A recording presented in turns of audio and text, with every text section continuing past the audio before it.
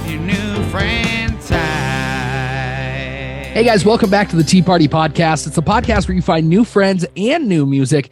This week, I am joined by a Washington State native who spent his summers on the Outer Banks of North Carolina. He's played everywhere from backyards in Kitsap County to the pivot at Watershed here in Washington, but he is about to take 2023 by storm, and he's here to tell us all about it. Let's welcome to the show, Mr. Joel Gibson Jr. Joel, how the heck are you, friend? Good to see you, Ty. Thanks for having me on. Absolutely. I'm excited to get a chance to chat with you. I know that my wife's family has been asking me to have you on the show for like a year and a half now. So I appreciate you jumping on here. We'll talk about that later, but we'll tee off with Joel next. It's time to tee off with Ty. Here comes the first four. Okay, Joel, question number one. Would you rather be the funniest or the smartest person in the room, and why? I'd probably say the funniest. Just like bringing smiles to people's faces, making them laugh. And I love to laugh. I love comedy, so definitely got to go with that. That's a great answer. That's the same thing I would have said. Good man. Okay, question number two. If you could only eat one type of food for the rest of your life, what would it be? I'll probably be Mexican food for sure. Ooh, anything specific? I normally get anything carne asada related. You know, I like the pollo fundido too. Another one of my favorites, but definitely carne asada is my go-to. Big fan of that. Okay, this one will make you think a little bit, I think. What character from a TV show, movie, book, any fictional character would you bring to life with and hang out with for a day? Oh man, that's a tough one, man. We've watched a lot of shows. I don't know. John Dutton's been pretty cool one here lately, I would say, from Yellowstone. Big Yellowstone fan? Yeah, oh yeah. Yellowstone, 1883, 1923 now, all those. You're knee deep into it. Yeah. I love it. Okay, here we go. Last question of the first four. If you could have an unlimited supply of anything, whiskey, tacos, guitar strings, scotch tape, whatever it is, other than money, what would it be? Well, that's a good question. There's a lot of things I could probably choose from. I definitely, being a guitar player, I burn through guitar strings. That would be nice to have a lifetime supply of those. We definitely burn through them. So never have to worry about them. That's almost as good as just having free money, really. Yeah, that or maybe socks. I don't know. Okay, there you go. Well, Joel, man, thank you for playing along with the first four with us. But now I want to turn our attention to you and getting to know Joel Gibson Jr. So give us the Cliff Notes version of growing up and tell us how you first got into music. Cliff Notes version growing up, I grew up in Kitsap County. Small rural town called Seabeck out there. So I've lived here my whole life. And as you know, grew up, spent my summers in the Outer Banks as well. Just kind of had that small town upbringing. And then as far as music goes, I got my first guitar when I was 17. And the guy that gave me that first guitar taught me how to play. He was an incredible player. But I took the very basic, like you said, Cliff Notes version. And I've sung my whole life, and I always wanted a guitar, but I've always considered myself a singer that plays guitar. And so that was just kind of where it just amplified my love for music really at that point. And I just started writing music even back then. Got us to about, 5.5 years ago, we started doing this full time, like playing live, I would say, outside in front of my family, my comfort zone. And here we are today, still just writing music, playing music to anybody who wants to listen. Well, you say small town. I mean, Seabeck is like 1,000 people, maybe? Yeah, and then you think back in the 80s, it was less than that. It was tiny. That Seabeck / Camp Union, and Duwato, those areas out there. That was our what they like to call stomping grounds. So, well, so what was there a moment that you kind of decided to make music your focus? You say about 5 years ago. Was there something that triggered that you were like, okay, now I kind of want to do this? Yeah, I'll give you I would say the shorter version of it, but my wife definitely was the trigger. Short story, she went out with her friend one night for a little girls' night, and I believe she came home, and I was watching some like the CMAs or something. And as always, per me being that into music, I was just all amped up about Eric Church or whoever was playing, and I said, man, that'd be so awesome to do that. And she's had the right buzz with her and her friend. They went like, just do it. Like, shut up and do it. I'm literally tired of hearing you talk about it. And I kind of, whatever reason, that really kicked me into gear. at that point. And I said, well, if you're ready, I'm ready. Let's go figure this out. And we literally started from scratch, hitting the open mics, and it kind of grew from there. That's got to be so, I guess, reaffirming to have a partner like that is fully bought in on what you want to do, and is maybe even a little bit more bought in on yourself than you are. Oh yeah, no, she's my biggest supporter and my biggest critic, and she's more support than I could ever say. I literally could not and would not want to do it without her. It's been awesome. Well, and then you took that and you kind of parlayed that into an EP in 2017, which was really just the first music that you ever put out. The EP was called Here Up North. What was the motivation behind that EP? Was it kind of just that same thing? You were just trying to get a foothold there? Well, I got to tell you, man, that right out the gate, we've had an incredible support system as far as like our community, around Kitsap in general. But the real kick was the demand for my original music. I from the get-go, I was playing my original music out at these open mics and live shows, and just people like, I want this song. You got to record. And I was like, I don't even know what I'm doing. It's just me and my guitar. I don't have a band. So Here Up North was the result of people just wanting our original music and wanting to have it in their hands, so that's where that one came about. Well, and it starts off, I think, just quintessential Northwest, especially Western Washington. You've got a song called PNW, Hoodies and Romeos. And I'm from over here on the east side of the state, Spokane, but I actually graduated high school in Kitsap County from Olympic High School. Oh, wow. And so Hoodies and Romeos were almost like the school uniform out there. So the first time I heard that song, I was like, no, absolutely. He has captured everything that is Kitsap County, really. Yeah. And so when you sat down to write that EP, you were writing your original music for the first time. How important was it for you to kind of keep that Northwest connection as you were writing before the EP even really came to be?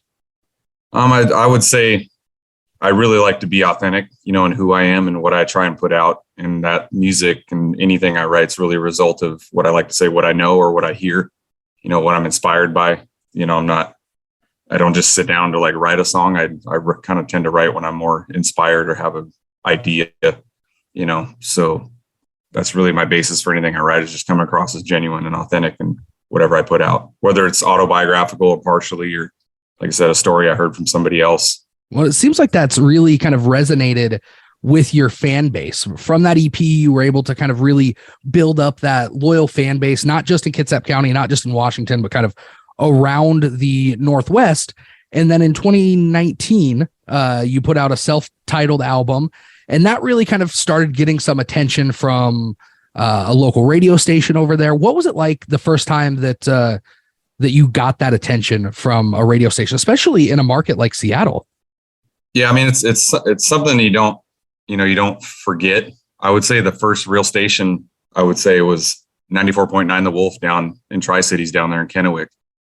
They were actually the first ones to play Country as It Gets. They played down there. And so Adam and Jen down there have just been an incredible support system for us, down there, because it is really hard getting into the corporate side. I would say the more corporate stations, like Seattle based, they don't play obviously a lot of local musicians, so to speak. So, but the feeling was insane. I was every bit as excited as somebody that talks about, hearing their song for the first time in Nashville or something. It was everything to us. It was so exciting. Well, and you just got back from Nashville. Is that right? You spent some time down there? Yeah. Me and the band went down there in June of this past year, and ended up playing 9 stages in 3 days. It was wow. Insane. Yeah, it was a whirlwind, but it was an incredible experience, and very cool to be able to, play at some pretty iconic places down there. It was awesome. Where'd you end up playing? Our first show down there was at the 209 Nash, we call it the Doghouse, down there off of Music Row. And then we had a pretty big show on the roof at Luke Bryan's 32 Bridge the next night. And then the night after that was at Tootsie's. And I mean, just to step foot in Tootsie's alone was pretty incredible. Well, I can imagine. I mean, just being in Tootsie's is one of those things that just kind of takes you back to I guess what it would feel like 20, 30 years ago in Nashville, but I've got to imagine playing on that stage in there has got to be one of the more iconic moments for you. Absolutely. I mean, like I said, you take a guy from Kitsap County and you stick him down on Broadway in Nashville, it was a pretty, not only humbling experience, but very, very surreal. Well, and then getting into a radio station here in Washington, kind of circling back on that, you were really kind of hitting your stride in 2019, and then the entire world shut down.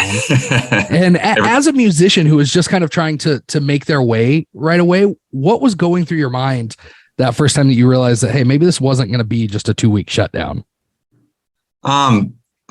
It's hard for me to put into words, because like we've really from the get-go been learning as we go. We learn what we see, but the thing that went through my mind was, how are we going to navigate this, and how are we not going to get shut down? I knew we had to naturally transition to a live stream, but my wife, being the brainchild behind a lot of our greatest ideas, she's like, I know I'm as tired of singing to a cell phone as you are. There's got to be a better way. And just right out the gate, we came up with that Tailgate tour, which is, I believe, where I met your wife's family initially. Kind of a rundown of what that Tailgate tour was, because I think it's a fantastic idea. Yeah, I got to give 100% of the credit to my wife. She had seen something on Facebook that somebody's doing socially distanced photographs. People sitting on their porch, and they just kind of pull up in their driveway or on the street side and take a little family photo to kind of lift their spirits. And it just happened to be during Mental Health Awareness Month. And Brittany's like, hey, what if we just reach out on our Facebook and see who's comfortable with us just pulling up and dropping the tailgate down, and they just, within whatever their comfort zone was, just toss us an extension cord, and we'll bring our cooler and our merchandise in the truck, and they can Venmo or PayPal us tips and buy merch, and we can chuck them a hoodie or a hat, and what would happen. And she put it up there, and I think we had like a $20 booking fee to just come out there and just play them some music and hopefully bring some kind of normalcy or happiness to people. And it blew up. It was not what we expected, and there was way, way, way more demand for it than I thought. Yeah, you were playing up to 4 shows in a day. That's got to be pretty tough. Yeah, we did 16 in 4 days. Yeah, the first 4 days that we did that, and then it just grew, and then we ended up doing a second phase and a third phase. There was repeat bookers. They're like, 1 hour's not enough, or 2 hours isn't enough. I want more time. And it's just grown, and it has never went away. We're doing it again this year, in the middle of, I don't know, we got over 100 shows booked for 23 right now. And already. Yeah. But the Tailgate tour it's special to us. I really enjoyed the connection that I made with people that they themselves said they never heard of us right here in our own county, but they also said, like, it's so cool to be able to interact with you on a personal level and hear the storyteller type side. And we don't go to bars, we don't go to casinos, kind of thing. And so I felt like we really reached more people. And I think we were probably one of the, if not the only people for probably close to 2 years, really staying as busy as we did. We did 160 shows in 2020 and 130 the next year in 21.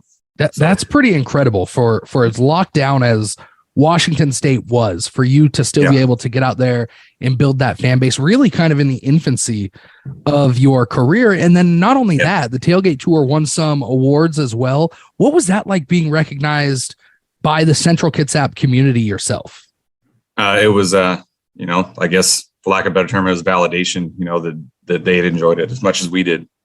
Because we were out there working, just trying to stay afloat, but we were pretty convinced that we wanted to also stay sharp, with our band. So we were doing like the live band jams on Facebook. And at the time I had brought on a new drummer and a new guitarist at the time. So they learned in front of the world on Facebook jams, and people just virtually tipped us and, it kept us sharp, and naturally got them to learn. And by the time stuff started opening up, everybody else had taken 2 years off and we were ready to hit the ground running. And you guys have really just kind of taken it by stride over the last 2 years. Yeah, I say I refuse to be outworked. It's kind of our theme of sorts. I'm going to find a way. I'm not a get shut down kind of guy. Even the second piece of that Tailgate tour, we ended up doing it on a pontoon boat initially, and we call it the Anchors Down, which we still do as well.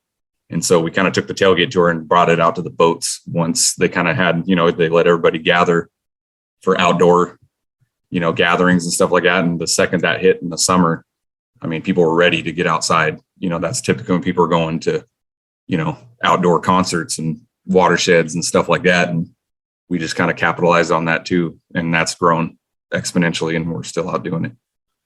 And I actually had some friends I was talking to just recently, just casually talking about a show that they went to with a guy on a pontoon boat.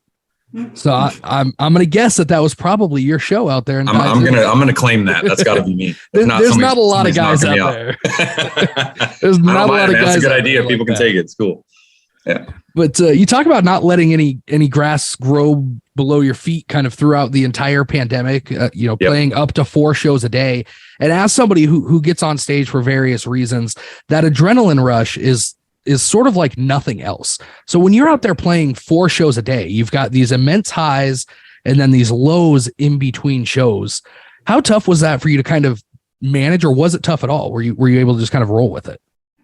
No, I wouldn't say it was tough. I mean, like I said, the adrenaline really didn't, I wouldn't say wear off, so to speak, because, we had it logistically, they were pretty tight. We had like a half hour in between each show, or a half hour, 45 minutes to get broke down, make sure we said thanks and, hi, bye to everybody and on to the next. And so we're like excited, like, I wonder how the next one's going to be. And, I'm going over like, did I already play this song, or have I played it 3 times or so, going to my head, because I don't do set lists. I don't have a cell phone or tablet in front of me when I'm playing. I play everything off the cuff, and I really try and read the crowd. So the adrenaline really comes from that connection. And so if I'm always seeking, that connection and, trying to entertain to the best of my ability, that keeps me going no matter what. That sounds like it for sure. And I kind of want to turn the attention a little bit to your songwriting, but before we dive too deep into that, I want to give everybody a taste of what Joel Gibson Jr.'s sound is, what the experience is. And we have your first track off of your 2021 album, Small Town Truth. It's called Roots. Before we let everybody take a listen to it, give us the story behind what the writing process was like for this song. A lot of those tracks on the Small Town Truth album were written during the pandemic.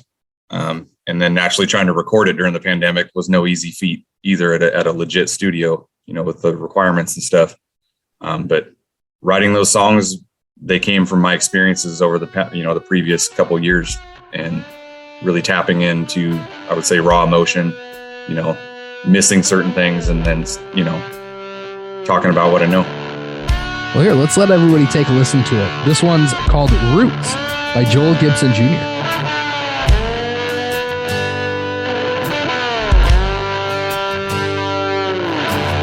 Roots, anchor like an evergreen, strong as I've ever seen, proud of where I'm from. You can count on me like the setting sun.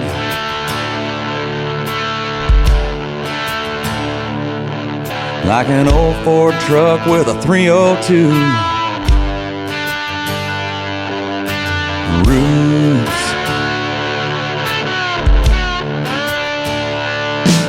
Everywhere I've been, no matter where I go, it's in my heart, it's in my soul.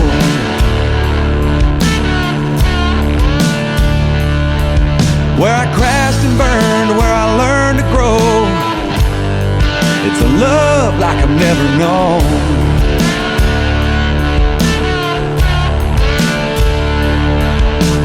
Fits me like a good pair of broken-in cowboy boots. Roots.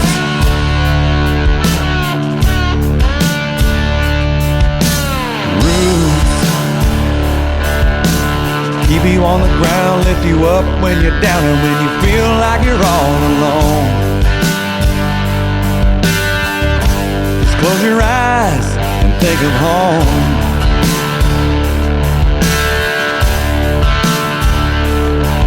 Like a Merle Haggard song still speaks the truth. Roots.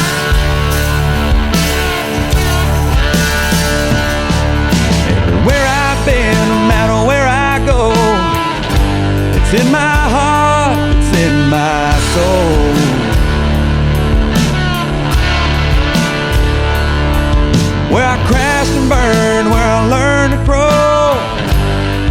to love like I've never known.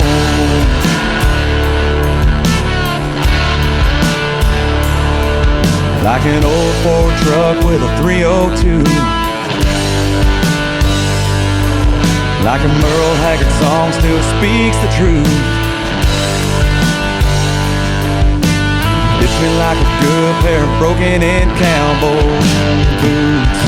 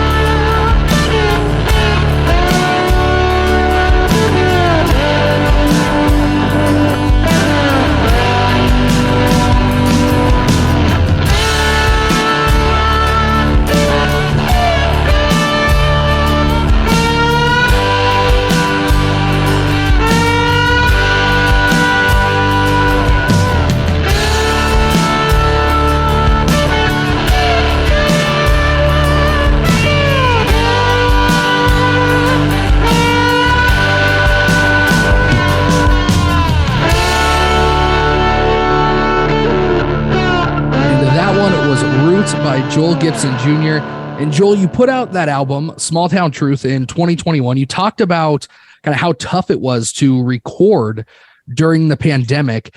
You released it kind of right at that first summer as everything was starting to open back up for the first time. Was this something that you kind of had in your back pocket to release at that time, or did it just kind of line up that it released right then? No, it was thought out. You know, it was really a matter of just being driven enough to make it happen. So, like I said, trying to find a studio that was willing to take a whole band, because I still love that live tracking as a band. You know, I like recording stuff without the bells and whistles. Definitely no, snaps and claps on it. It's country rock, and what you hear on that album is what you're going to hear if you go see us live. You know, if anything, it's going to be even more amped up. You know, so. Finding a studio that let us come in and track live, and we settled on Robert Lang because they were the ones that would allow us to come in and do it. That seems like it was something that you guys really had to kind of throw together. But the recording as a full band anymore, especially throughout the pandemic, seems kind of like a lost art. Did you kind of run into that as you were going through trying to find studios, or was it all just the pandemic related?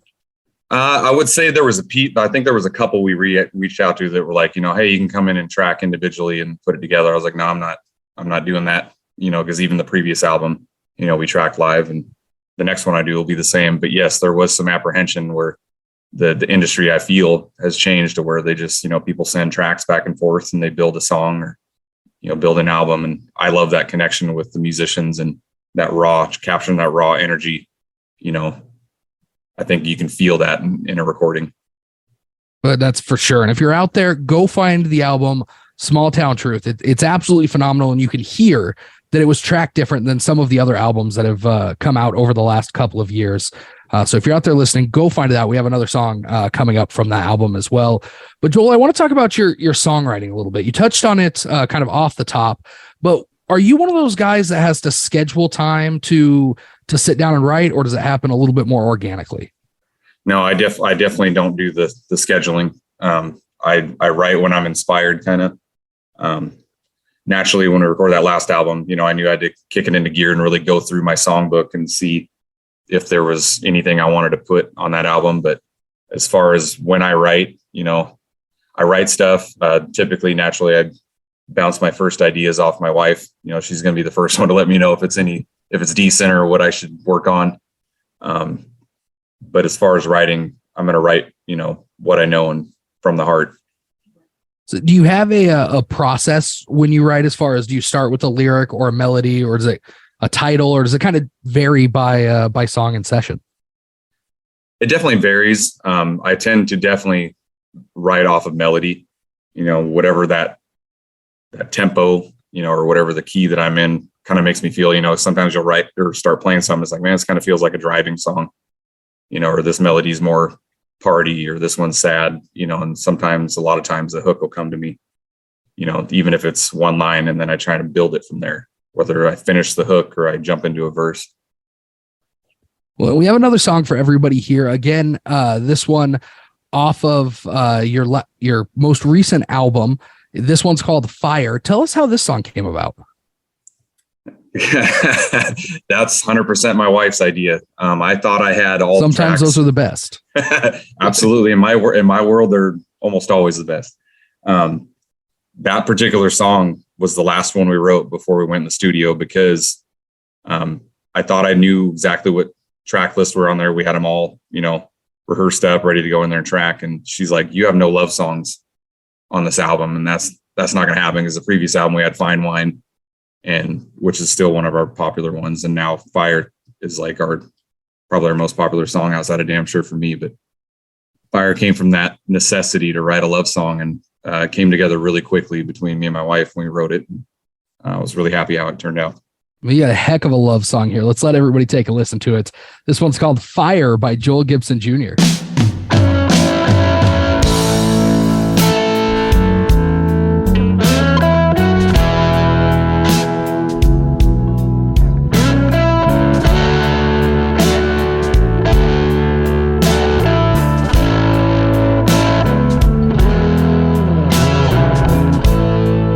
It's just you and me here tonight, home alone. You're wearing that red dress, girl, turns me on. The way you're moving like that drives me out of my mind. Why don't you come a little closer? Let's heat up this living room tonight. Yeah, you're fire, fire. I wanna touch you all over, even though I know it's gonna burn. Fire, you're fire. You're so hot to the touch, girl, I can't get enough of your love.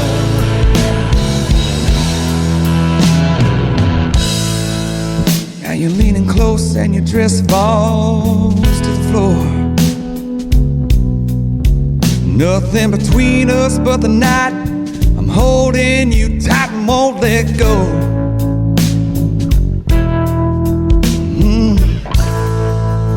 Lips taste just like that sweet red wine. I wanna stay here all night, love you right, baby. You're so damn fine. Ooh. You're fire, fire. I wanna touch you all over, even though I know it's gonna burn. Fire, you're fire. You're so hot to the touch, girl, I can't get enough of your love. You're fire, fire. I wanna touch you all over, even though I know it's gonna burn. Fire, you're fire. You're so hot to the touch, girl, I can't get enough.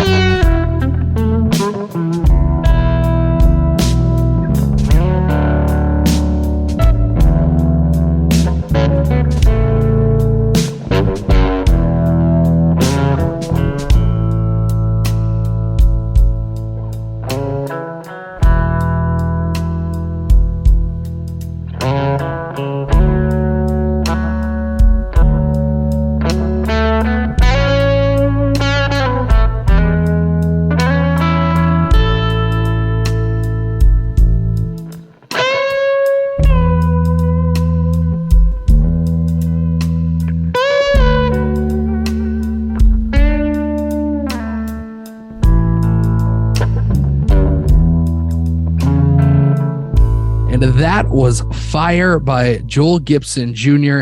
And Joel, on top of everything that you've been able to accomplish over the last couple of years, you also made an appearance at Watershed playing that Thursday night show before the festival. You got a call from the one and only B-Dub asking you if you'd come out there and play. What was that like? It was shocking, to say the least, because it came via, I want to say, Facebook Messenger. And okay. I had never talked to him before, and he's like, hey man, you want to do the campground kickoff at Watershed? And I was like, I thought it was a joke. Honestly, I was like, there's no way. And I was like, absolutely, I want to do it. Sign me up. I'll be there. Tell me when. And, it was an incredible experience. And there were so many people there. I actually ran into B-Dub while you were on the stage and in front of what felt like thousands of people there. And he was so excited about the turnout. But what was that experience like for you, playing in front of so many people at what I would say is probably one of the most iconic festivals in the country? Yeah. I mean, just the energy behind it. I would say it being the 10th anniversary added to it. I would say it was the first time I would say everybody collectively felt, for lack of a better term, normal again. Mm-hmm. And for a guy like myself to, walk up onto that stage and then everybody just bum rush that barricade, and it just kept growing and growing straight out and off to the sides. It was like, I don't know how many people these people know who I am, but it feels really good. And they were on fire for sure. People were having such a good time there. So from the crowd perspective, everybody out there, I know you can't really tell how it's going kind of in the back sometimes, but everybody, no matter how far back, was having such a good time out there, Joel. Oh man, it's good to hear. I mean, we got some good feedback. It was pretty wild. I mean, because people come to that from all over, right? Mm-hmm. So I remember we had cut a cover of Highway to Hell, and they're just so happy, and that place went nuts. But there was a guy down in front row that flew in from Australia. And he when I went around the barricade to kind of high five and thank everybody at the end, he was just so pumped. He's like, I could not believe I came to a country festival and heard AC/DC. And it was just pretty damn cool. Talk about serendipity. Yeah. Yeah. But, man, I feel like you never slow down. We talked about this off the top a little bit as well, but on top of the full-time job and playing over 130 shows a year, you also do a live stream show that you call a couch concert, and you've been able to build quite not just a fan base, but an online community there as well. If somebody wants to come check that out, how can they find you? What are your social medias? What's your website? Yeah, social media is everything's Joel Gibson Jr. Our website is joelgibsonjrmusic.com, and Instagram, Facebook, Twitter, all the streaming services. It's Joel Gibson Jr. Just make sure you don't forget the junior, or you won't find me. That makes it so easy, man. So easy. Well, Joel, man, it has been an absolute blast. I'm excited to see what comes of what you got going on in 2023. We definitely have to do this again. But before we let you out of here, we've got a segment we call the Final Four, which is kind of the same way that we start the show. Just 4 questions that make you think. You up for it? Absolutely. It's time for the Final Four. Okay, here we go. Question number 1. This has been, I think, maybe the easiest question we ask. What's your favorite guitar brand or style? Oh, I got to say Breedlove because they sponsor me. But no, I told you, it's so easy. They are really great guitars, but I definitely love acoustic guitars, but I definitely own electric guitars as well. Question number 2. What are the 3 most recently played artists on your Spotify or Apple playlist? You can cheat if you need to look. No, I won't even look. I know number 1 is going to be Eric Church. Okay. Say Riley Green and Greta Van Fleet. Okay.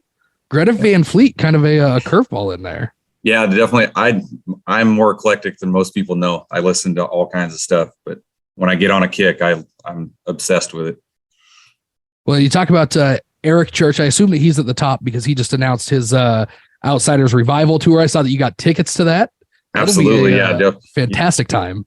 Oh, it's going to be fun. Yeah, it's going to be a fun show. We got our pit tickets, and we're trying to set up an unofficial pre-party down in that area for everybody that's going to the show. So that should be fun. There you go. So keep an eye on Joel's social media so that you can be a part of that as well. But question number 3, Joel, when you're out on the road, what's the one place that you have to stop? Restaurant, gas station, store, just that one place that every time you drive past it, you've got to stop. We've driven to 49 states, and so we've eaten a lot of places. But Ooh. I got to say, the must go to for us is always a truck stop. I feel like they don't ever disappoint. If you're into that kind of cuisine, I would say, but they just always have that down home, really good food and good menu, and it's just always solid for us. Do you have a favorite truck stop? Favorite style or brand, I guess? No, I wouldn't say there's not one in particular. It's just when we're looking for that food, when we're stopping, it's like if there's a truck stop, that's where we're eating.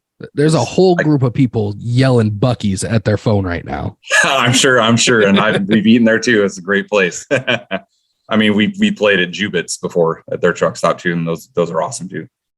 Oh, that sounds like a good time. Okay, Joel, last question, and take as much or as little time to answer this as you want. If you could pick one thing for people to take away from your appearance on this show or your music in general, what would it be? That's a really good question, Ty. I would hope that they take away that we're authentic in what we're presenting from our music and personally, and that we're genuine in what we're trying to do, and that we're hardworking, that we're just doing it old school, just putting the work in and learning as we go, and trying to do the absolute best job we can to keep this train rolling. There you have it, folks. Joel Gibson Jr. as genuine as they come. Joel, man, thank you so much for jumping on here. I appreciate it so much. Thanks, Ty. I appreciate you, bud. And guys, that was another episode of the Tea Party Podcast. It's the country music podcast where you find new friends and new music like Joel Gibson Jr. and his latest album, Small Town Truth. Go tee off on the like button at facebook.com/Tea Party Podcast. This has been a Tea Party Communications production. Theme music created by Jesse Quandt. Announcer voiceovers by Jay Gwinn. And as always, hosted by Ty Pisani.